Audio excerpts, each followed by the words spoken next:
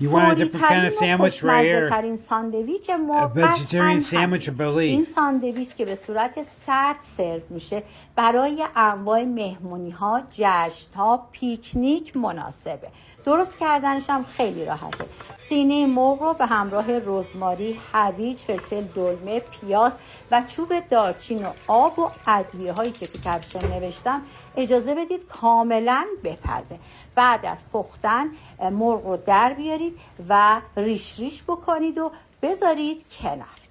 حالا کاهو بعد از شستن و خشک شدن به صورت ریز خوردش بکنید و بریزید داخل ظرف و بعد یه دونه هویج درشت رو به صورت رنده درشت بزنید و به کاهو اضافه بکنید.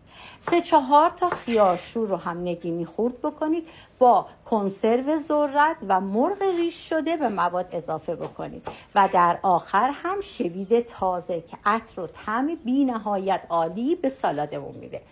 و وقتی که مواد کاملا ترکیب شد سس رو آماده میکنیم که سسمونم سس مایونز، سس هزار جزیره، ماست و آب لیموی تازه با ادویه. وقتی که مواد رو خوب با هم ترکیب کردیم اجازه بدید این مواد توی یخچال حداقل 1 ساعت بمونه تا همه مزه ها با هم ترکیب بشه. این سالاد رو میتونید به صورت ساندویچ با نون میل بکنید یا اینکه بریزید داخل ظرف و سر میز پذیراییتون بذارید. انشالله درست بکنید و از خوردن این ساندویچ بی نهایت خوشمزه لذت ببرید. نوش جان.